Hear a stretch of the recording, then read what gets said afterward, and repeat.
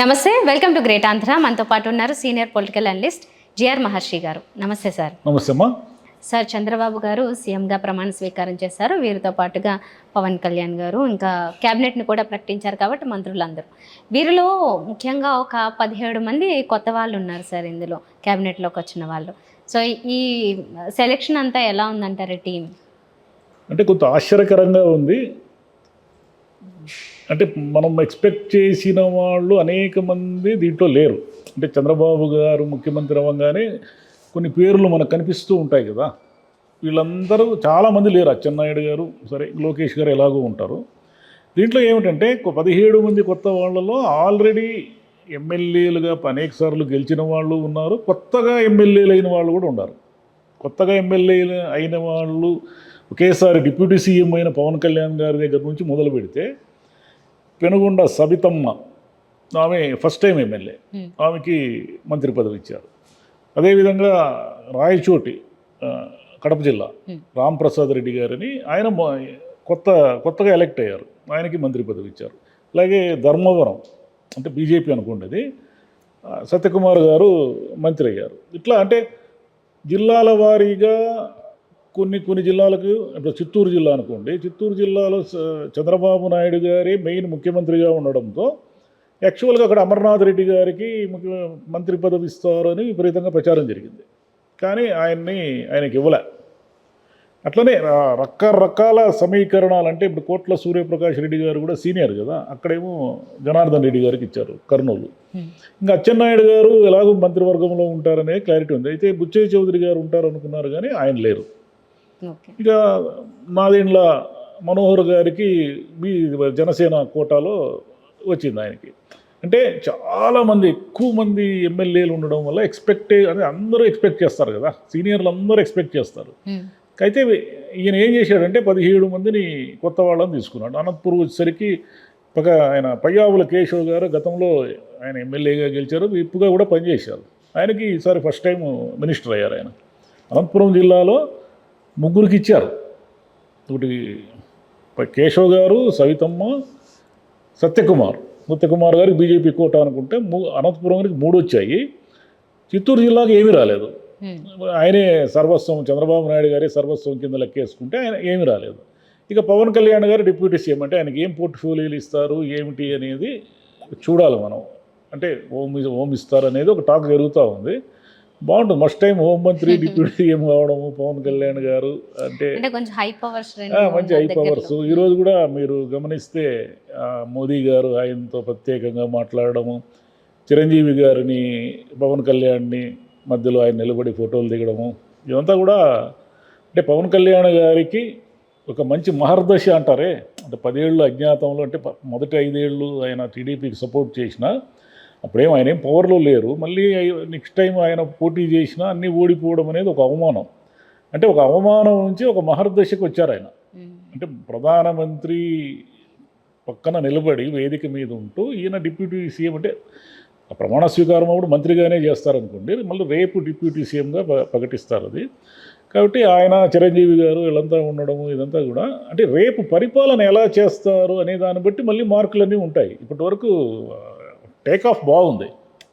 గతంలో ఎన్ని ఇబ్బందులు వచ్చినా కూడా పవన్ కళ్యాణ్ గారికి, చంద్రబాబు గారు కూడా జాగ్రత్తగానే, అంటే బీసీలకి ఇవ్వాల్సిన ప్రాధాన్యత బీసీలకు ఇస్తూ ఇలా తీసుకున్నారు.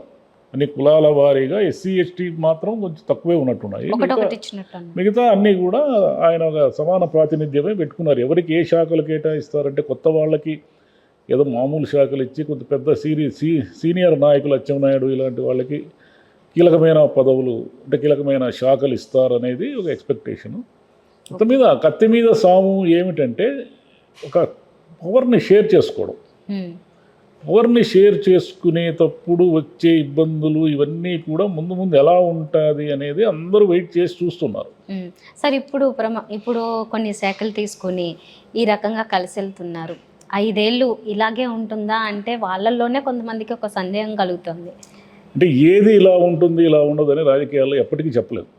ఎందుకంటే ఇందిరాగాంధీ గారికి వ్యతిరేకంగా జనతా పార్టీలో ఉన్నటువంటి అనేక పార్టీలన్నీ కలిసి పెద్ద నాయకులు, అసలు మనం మనం ఒక్కసారి ఊహించుకుంటేనే ఇంత పెద్ద నాయకులు ఉన్న జనతా పార్టీ ఎందుకు కూలిపోయింది అని ఒకసారి అనుమానం వస్తుంది. ఎందుకంటే మొరార్జీ దేశాయ్ గారి దగ్గర నుంచి అద్వానీ గారు, వాజ్పేయి గారు, బిజు పట్నాయక్, జార్జ్ ఫెర్నాండేజ్, ఎన్ని పేర్లైనా చెప్పొచ్చు. కానీ ఇంతమంది కలిస్తే దేశం అద్భుతంగా ఉంటుంది రాజకీయం అని అనుకున్నారు. చరణ్ సింగ్ గారు, ఇంతమంది ఉంటే చంద్రశేఖర్ గారు ఉన్నారు.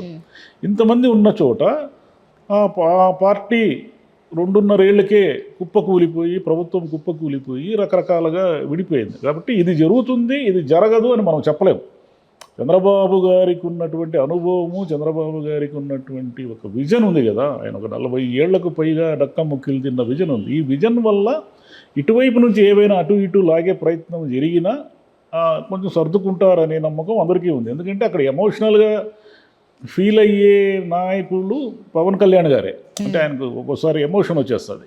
ఆ ఎమోషన్లో అంటే రేపు పొద్దున అన్నీ సజావుగా జరగవు కదా, అనేక సమస్యలు వస్తాయి, అనేక సమస్యల్ని పరిష్కరించాల్సి ఉంటుంది, అనేక సవాళ్ళు ఎదురవుతాయి ప్రభుత్వానికి. ఏ ప్రభుత్వానికైనా, వీళ్ళకనే కాదు ఎవరికైనా. ఆ సవాళ్ళను ఎలా ఎదుర్కొంటారు, రేపు జనంకు సంబంధించిన హామీలు నెరవేర్చడం ఇవన్నీ ఉంటాయి కదా. ఇది ఒక ఇనాగరేషన్, అంటే ఒక ప్రారంభం మాత్రమే కదా. కొనసాగింపు ఎలా ఉంటుంది ఏమిటి అనేది ఇప్పుడు దేశమంతా కూడా ఆంధ్రప్రదేశ్ వైపు చూస్తూ ఉంది.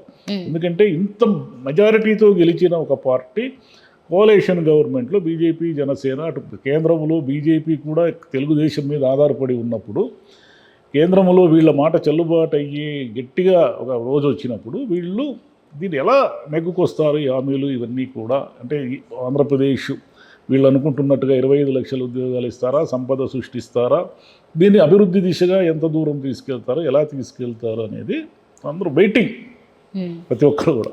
Right sir. ఇప్పుడు కొత్త వాళ్ళు ఉన్నారని అనుకున్నాం కదా, మామూలుగా జరిగేది ఏంటంటే ఇప్పుడు పేరుకి మంత్రులుగా ఉన్న పైనుంచి దాన్ని నడిపించేది మెయిన్ ఎవరైతే ఉంటారో వాళ్ళే. ఇక్కడ ఇద్దరిలో ఎవరు ఉండబోతున్నారు కీలకంగా, లోకేష్ గారా లేకపోతే చంద్రబాబు గారు చూసుకుంటారా? ఇప్పుడు ఈ పార్టీలో ఉన్న, ఇప్పుడు పోయినసారి వైసీపీలో ఇబ్బంది లేదు.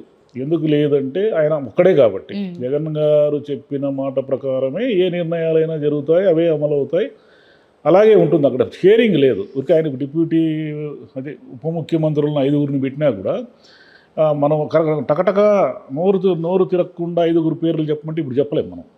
ఎందుకంటే వాళ్ళు ఏమీ ప్రజల్లో ముద్ర వేయలేకపోయారు. పేరుకు ఉప ముఖ్యమంత్రిగా ఒక పోర్ట్ఫోలియో లాంటిది ఏదో ఉన్నప్పటికీ ముద్ర వేయలేకపోయారు. కానీ ఇక్కడ అది కాదు, ఇక్కడ వేరే మొత్తం కథ రివర్స్ అన్నమాట. చంద్రబాబు గారికి అన్ని అధికారాలు ఉన్నప్పటికీ అక్కడ పవర్ వచ్చి ఇద్దరు మళ్ళీ ఆయన కింద ఇద్దరు ఉన్నారు. లోకేష్ గారు ఉప ముఖ్యమంత్రి కాకపోయినప్పటికీ కూడా ఖచ్చితంగా తెలుగుదేశం వాళ్ళందరూ కూడా చంద్రబాబు గారి దగ్గరికి వెళ్ళలేని వాళ్ళు, ఆయన బిజీగా ఉండి ఏమైనా సరే ముందు లోకేష్ గారి దగ్గరికి వెళ్తారు కదా. అంటే లోకేష్ గారు తెలుగుదేశంలో ఒక డిప్యూటీ ముఖ్యమంత్రి కాకపోవచ్చు, కానీ తెలుగుదేశం పార్టీలో కానీ ప్రభుత్వంలో కానీ ఆయన డిప్యూటీ, ఇన్విజిబుల్, కనపడరు అన్నమాట. ఆయనకి ఏదో ఒక పోర్ట్ఫోలియో చిన్నది ఇచ్చినా పెద్దది ఇచ్చినా కూడా ఆయన ఒక పవర్ఫుల్ కేంద్రమే. ఇప్పుడు కింద ఎవరు, పవన్ కళ్యాణ్ గారు, లోకేష్ గారు, 2 పవర్ పాయింట్స్ ఉన్నాయి.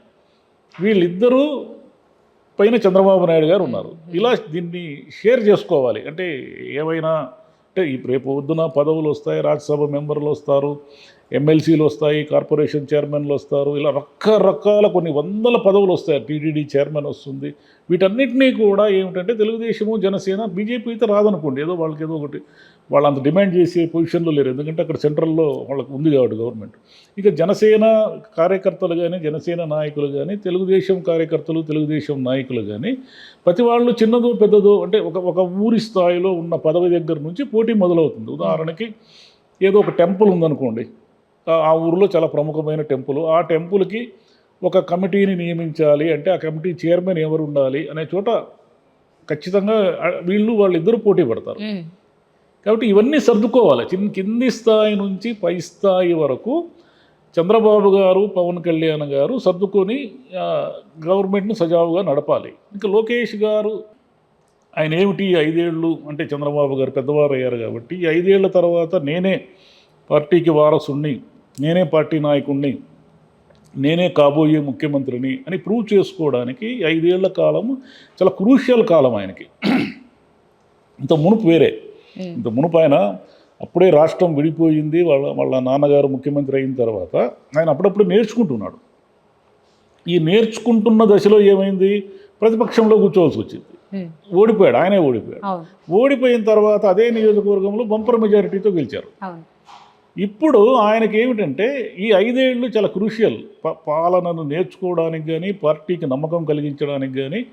చంద్రబాబు గారి తర్వాత నేనే దీన్ని సమర్థవంతంగా నడపాల అంటే వారసుడైనంత మాత్రాన కాదు కదా, వారసుడుగా ఆయనకి అధికారం రావచ్చు, కానీ ఆయన ఎలా నడుపుతాడు, ఎలా ఉంటాడు, ఎలా అడ్మినిస్ట్రేషన్ చేస్తాడు అనేది ఇప్పుడు పవన్ కళ్యాణ్ గారిని ఎంత నిశ్చితంగా అబ్జర్వ్ చేస్తూ ఉంటారో, అంటే నేను చెప్పే జనం లోకేష్ గారిని కూడా అంతే నిశ్చితంగా అబ్జర్వ్ చేస్తూ ఉంటారు. ఈయన ఏమిటి ఫ్యూచర్ లీడరా, తండ్రి అంతట వాడా కాదా అనేది క్యాలిక్యులేషన్ ఉంటుంది. ఈ క్యాలిక్యులేషన్ ఇద్దరి మీద దృష్టి ఉంటుంది. పరిపాలన అనేది చంద్రబాబు నాయుడు గారి చేతిలో ఉన్నప్పటికీ పవన్ కళ్యాణ్ గారు, లోకేష్ గారు సమన్వయంతో పోతేనే అక్కడ ఏ ఇబ్బందులు లేకుండా ఉంటాయి. ఎక్కడైనా ఈగో సమస్యలు వస్తే అనవసరమైన తలనొప్పులు మొదలవుతాయి. రైట్ సార్, చూద్దాం మరి ముందు ముందు ఎవరి స్టైల్ లేకపోతే ఎవరి పాలన ఎలా ఉంటుంది అనేది. అంటే ఒక్కొక్కరు ఒక్కో పంతాల్లో వెళ్తారు కదా, చేయాలనుకున్న పని కంప్లీట్ చేయాల్సిందే అని పవన్ కళ్యాణ్ గారు వాళ్ళు తీసుకుంటే కనుక అది జరిగి తీరుతుంది ఆ పనులు అయితే. ఇప్పుడు ఫస్ట్ స్టెప్ అయిపోయింది, ప్రమాణ స్వీకారం అయిపోయింది. రేపటి నుంచి సంతకాలు పెట్టాలి, పింఛను లేదా ఇవన్నీ ఉన్నాయి కదా. తర్వాత వెంటనే జనం ఏమి ఎక్స్పెక్ట్ చేస్తారు, మహిళలకు ఉచిత ప్రయాణాన్ని ఎక్స్పెక్ట్ చేస్తారు. ఇది అయిపోయిన వెంటనే ఏముంటుందంటే అకాడమిక్ ఇయర్ స్టార్ట్ అయింది కాబట్టి ఈ గతంలో ఆయన ఇచ్చిన అమ్మ ఒడికి వీళ్ళు ఏదో పెట్టారు కదా, అంటే ఎంతమంది ఉంటే అంతమందికి వీళ్ళు ఈ కొత్త పథకాన్ని ఎలా అమలు చేస్తారు, ఎప్పుడు అమలు చేస్తారని వెయిట్ చేస్తుంటారు. జనం ఏమిటంటే ఒక్కొక్కటి ఎప్పుడు అమలులోకి వస్తాయి, ఇవన్నీ ఎలా అమలు చేస్తారు, మన లబ్ధిదారులు అంటే పాత అమ్మఒడి లబ్ధిదారులు అలాగే ఉంటారా, లేదా లబ్ధిదారులను ఏమైనా మారుస్తారా, అంటే వాళ్ళకి ఏమిటి అర్హత అనేదాన్ని అలా చేస్తారా, లేక మామూలుగానే ఉంటుందా, ఇవన్నీ స్టెప్ బై స్టెప్ అన్నీ మొదలవుతాయి. రేపటి నుంచి మొదలవుతాయి. ఒక్కొక్కటి అప్డేట్స్ ఉంటాయి కదా. Yes sir, thank you.